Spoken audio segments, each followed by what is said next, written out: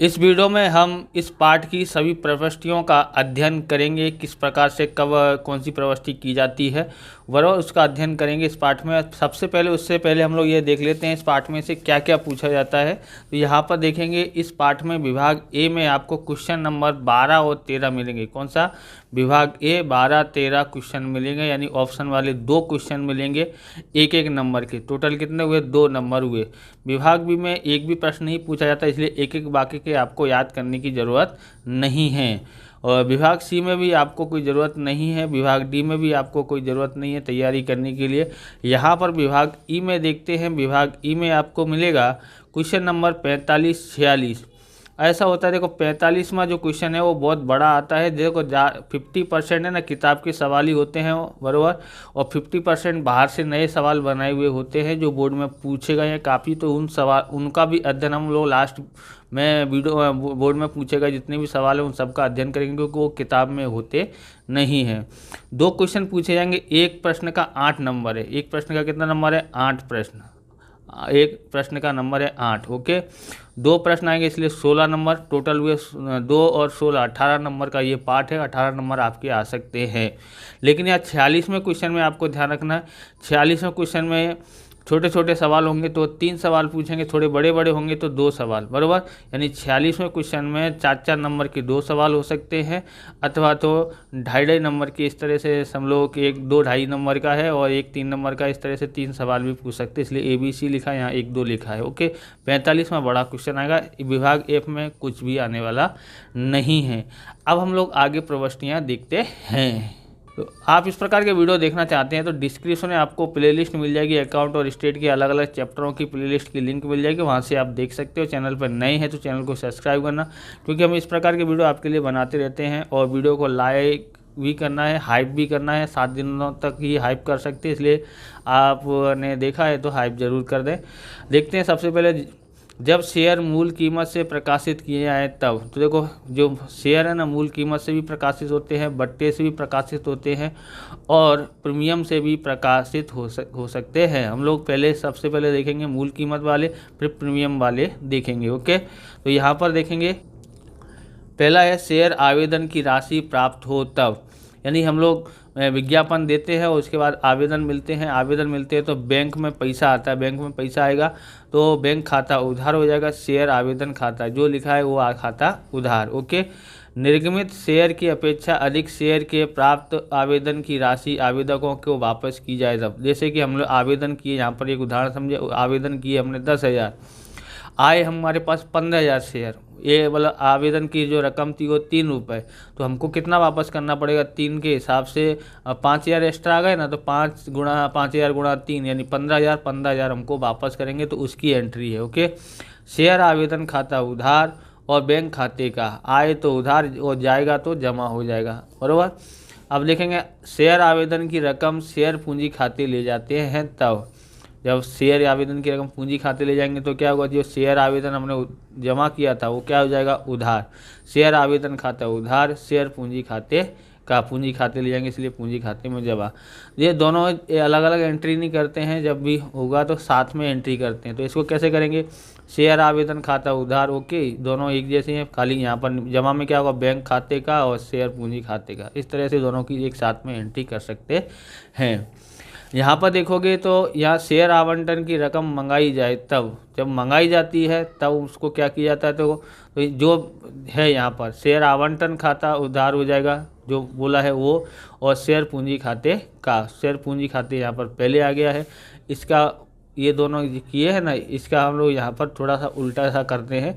पहले हम लोग ये वाली, जैसे ये वाली की है, ये वाली एंट्री कर देंगे। शेयर आवंटन खाता उधार हो जाता है और शेयर पूंजी खाते का।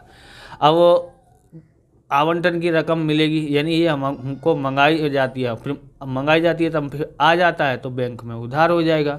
ओके, क्योंकि आए तो उधार, तो बैंक में आएगा तो खाता, बैंक खाता उधार, और किसकी रकम आई है? तो आवंटन की रकम आई है, इसलिए आवंटन खाते का। ओके, इसे प्रथम और अंतिम मांग की रकम मंगाई जाए, यहाँ पर एक साथ में है दोनों। कभी किसी सवाल में प्रथम और अंतिम मांग की अलग अलग होंगी और किसी में साथ में होंगे।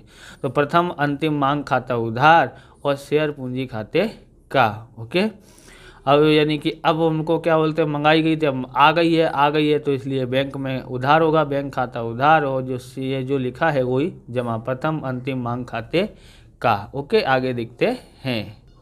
अब यहाँ पर देखोगे, जब शेयर मूल कीमत से प्रकाशित किए गए हों और जब्त किए जाए तब। जब्त क्यों किए जाते हैं, तो हम लोग किसी ने क्या बोलते हैं, शेयर आवेदन की रकम भरी, आवंटन की भरी, पर प्रथम मांग की कीमत भरी नहीं भरी तो क्या करेंगे, शेयर जब्त कर लिए जाते हैं। तो हम लोग आवेदन के पैसे भरे लेकिन आवंटन के पैसे नहीं भरे तो क्या करेंगे, तो भी जब्त कर लिए जाएंगे। जब्त किएंगे तो कैसे कर सकते हैं, शेयर पूंजी खाता उधार होगा, शेयर जब्ती खाते का, यानी शेयर जब्ती खाते जितने भी जब्त किए हैं शेयर वो सब, शेयर आवंटन खाते का। ओके, आवंटन खाते का, क्योंकि आवंटन और अंतिम मांग खाते का, यानी आवंटन या दोनों में से कोई एक आ सकता है या दोनों भी आ सकते हैं। ओके, क्योंकि है ना, जो आवेदन किए होंगे तभी जब्त किए जाते हैं, आवेदन किया होगा तो इसलिए आवेदन यहाँ पर नहीं आएगा। ओके, समझ आया।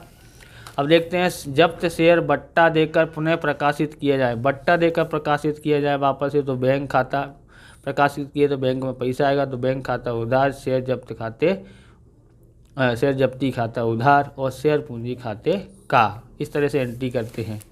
10वां देखते हैं, शेयर जब्ती खाते की बाकी पूंजी अनामत खाते ले जाई जाए तब। तो शेयर जब्ती खाता उधार आ जाएगा और पूंजी अनामत खाते जमा हो जाएगा। ओके, 11वां है, जब जब्त हुए शेयर पुनः प्रीमियम से प्रकाशित किए जाएं तब। यानी कि हम लोग वहाँ पर किसी बट्टे से प्रकाशित किया था 8वें नंबर की एंट्री में, वही अगर उसकी जगह पर यहाँ पर प्रीमियम से प्रकाशित की जाए तो ये 8वें की जगह पर ये वाली एंट्री आएगी। बोले बैंक खाता उधार और अंश पूंजी खाते का और प्रतिभूति प्रीमियम खाते का, इस तरह से जमा होगा। ओके, अब देखते हैं, जब प्रीमियम से प्रकाशित किया जाए, शेयर प्रीमियम से प्रकाशित किया जाए तब, तो शेयर आवेदन की रकम प्राप्त हो तब। ओके, तो बैंक खाता उधार पहली जैसी एंट्री थी वही शेयर आवेदन खाते का, बराबर। और यहाँ पर इस तरह से दूसरा है, प्राप्त आवेदन पत्र स्वीकार किए जाएँ तब। स्वीकार किए जाएँ तब क्या होगा, शेयर आवेदन खाता उधार, शेयर पूंजी खाते का, प्रतिभूति प्रीमियम खाते का। यहाँ पर प्रतिभूति प्रीमियम जो है ना, प्रीमियम को प्रतिभूति प्रीमियम की तरह लिखना पड़ेगा। अगले देते हैं आगे, तीसरी है, अधिक आवेदन की रकम वापस की जाए। हमने उसमें भी देखी थी, बोले आवेदन हुए हैं तो उसकी रकम वापस की जाती है। ओके, ज़्यादा हुई तो शेयर आवेदन खाता उधार, बैंक खाते का, इस तरह से करते हैं।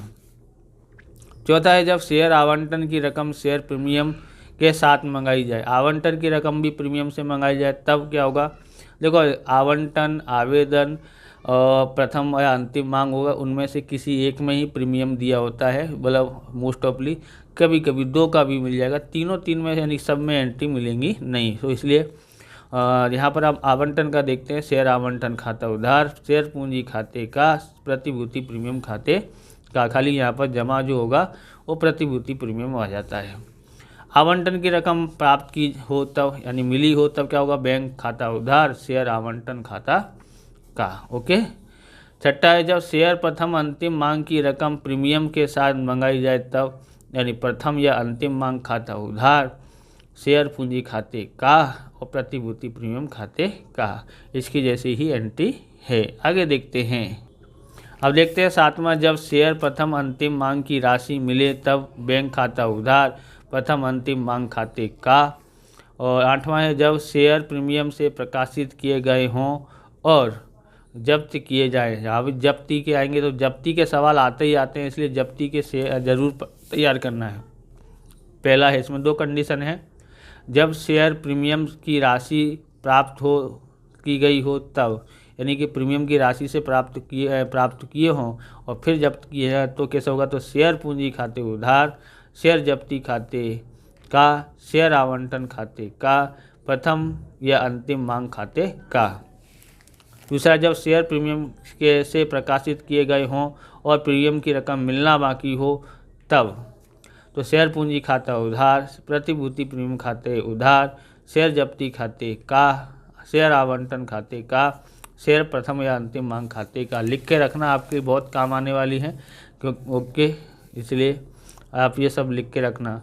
9वां है जब्त किए गए शेयर बट्टा देकर पुनः प्रकाशित किए गए हों तब, यानी बैंक खाता उधार, शेयर जब्ती खाता उधार, शेयर पूंजी खाते का।